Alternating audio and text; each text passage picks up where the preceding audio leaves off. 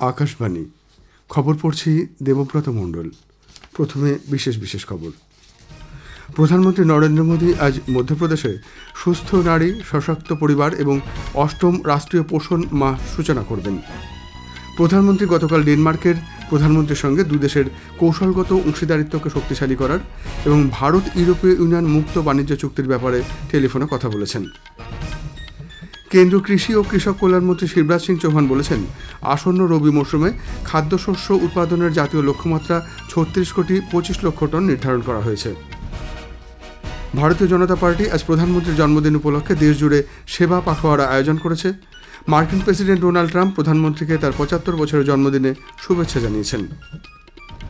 কেন্দ্রীয় স্বরাষ্ট্রমন্ত্রী অমিত শাহ আজ দিল্লিতে প্রধানমন্ত্রীর ৭৫তম জন্মদিন উপলক্ষে অটল দৃষ্টি হোস্টেল সহ ১৫টি প্রকল্পের উদ্বোধন করবেন। আসছি বিস্তারিত খবরে। প্রধানমন্ত্রী নরেন্দ্র মোদী আজ মধ্যপ্রদেশ সফরে যাবেন।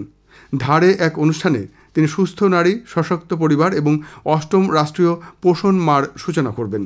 সারা দেশে জেলা হাসপাতাল, কমিউনিটি স্বাস্থ্যকেন্দ্র, আয়ুষ্মান আরোগ্য মন্দির এবং অন্যান্য সরকারি স্বাস্থ্য পরিষেবা কেন্দ্রে আগামী মাসের ২ তারিখ পর্যন্ত এই কর্মসূচি চলবে।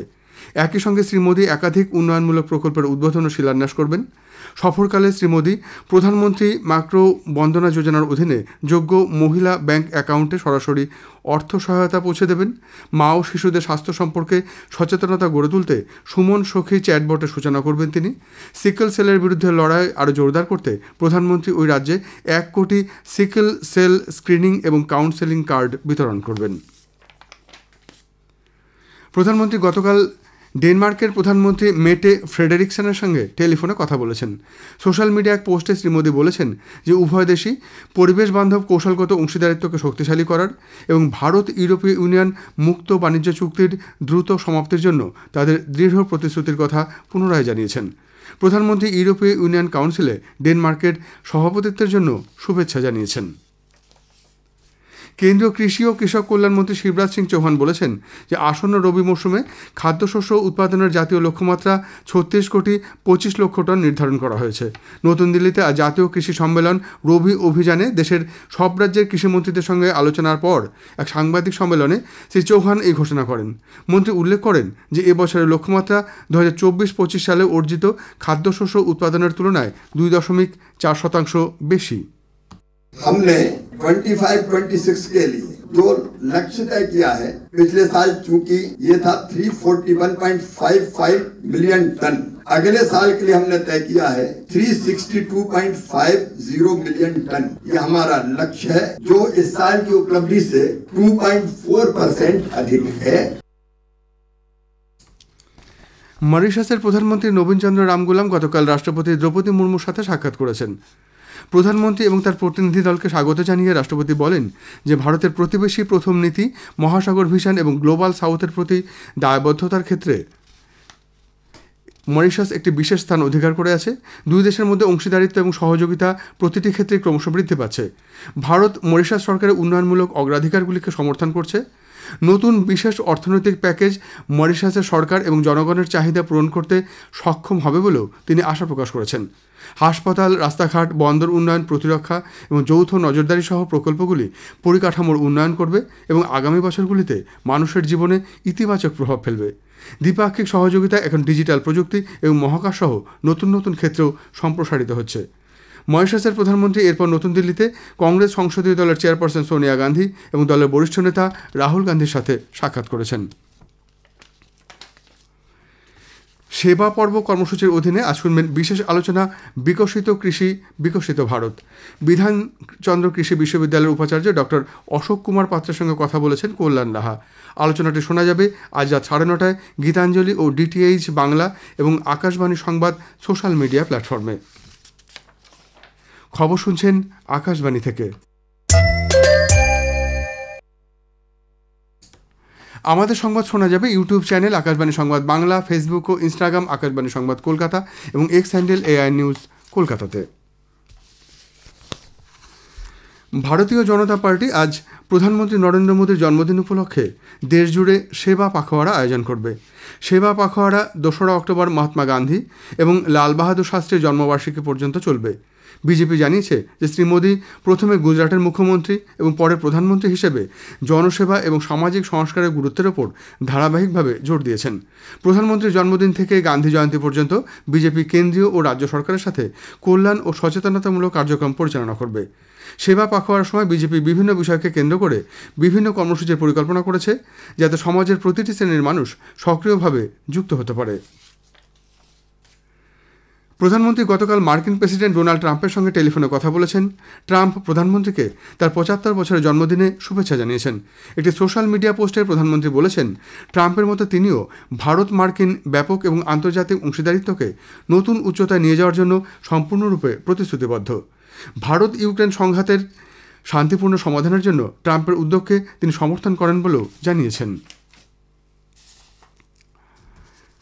ভারত ও আমেরিকা পারস্পরিক স্বার্থে বাণিজ্য চুক্তি দ্রুত সম্পন্ন করতে তৎপরতা আরও জোরদার করার সিদ্ধান্ত নিয়েছে। ভারত মার্কিন বাণিজ্য চুক্তির প্রধান আলোচক ব্রেন্ডন লিঞ্চের নেতৃত্বে একটি প্রতিনিধি দল গতকাল ভারত সফরে এসেছে।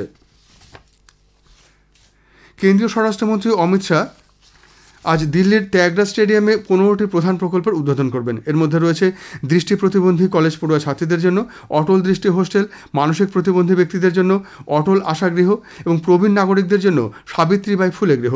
প্রধানমন্ত্রীর 75তম জন্মদিন উপলক্ষে সেবা পাখোয়ারা নামে এই উদ্যোগটির আজ সূচনা হবে। মুখ্যমন্ত্রী বলেন, এই প্রকল্পগুলি সমাজের কোনো অংশই বাদ না পড়ে তা নিশ্চিত করার জন্যই তার সরকারের প্রতিশ্রুতির প্রতিফলন। জিএসটি কমিশনের 56তম বৈঠকের পর পণ্য পরিষেবা কর কাঠামোয় যে পরিবর্তন হয়েছে তার ফলে উপভোক্তা অর্থাৎ সাধারণ মানুষ লাভবান হবেন বলে সংশ্লিষ্ট মহলের বিশ্লেষণ। একটি প্রতিবেদন। বহু প্রতিকূলতা পেরিয়ে পণ্য পরিষেবা কর পরিবর্তন হয়ে এখন মানুষের বহু আশা পূরণ করতে চলেছে। 90%-এরও বেশি পণ্যের করের হার 12 থেকে 5% কমে আসবে বলে আশা করা হচ্ছে, যা শিল্প এবং উপভোক্তা উভয়কেই উপকৃত করবে বলে মনে করেন রাজ্যের commercial tax commissioner doctor Uma Shankar S. GST is almost 8 years baby. After a lot of deliberations, after a lot of giveaway from the states, it has outlived the entire expectation of many people. There were a lot of obstacles, there were a lot of hurdles in the process, but of course the revenue generation, the growth of the GST it shows that how the robust system has developed to benefit the industry, to benefit the common man, to benefit the government also. GST কাঠামোতে পরিবর্তনের ফলে weighted ট্যাক্সের পরিমাণ 11.6% থেকে 9.5% নেমে আসতে পারে বলে তিনি অনুমান করেন। তবে কম জিএসটির হার এবং নতুন আয়কর ব্যবস্থার অধীনে ভবিষ্যতে রাজস্ব আদায়ের পরিমাণ বাড়বে বলেও শ্রী শঙ্কর আশা প্রকাশ করেন। কাশফিন নাহার, আকাশবাণী সংবাদ, কলকাতা। আবহাওয়া দপ্তর পূর্ব উত্তরপ্রদেশ, বিহার, পশ্চিমবঙ্গের হিমালয় পার্বত্য অঞ্চল এবং সিকিমের বিভিন্ন অংশে ভারী থেকে অতি ভারী বৃষ্টিপাতের পূর্বাভাস দিয়েছে। মধ্য মহারাষ্ট্রের কিছু অংশ, মারাঠাওয়াড়া, কোঙ্কণ ও গোয়া, তামিলনাড়ু, পুদুচেরি, করাইকাল, তেলেঙ্গানা, আসাম এবং অরুণাচল প্রদেশেও সারাদিন ধরে হালকা থেকে ভারী বৃষ্টির সম্ভাবনা।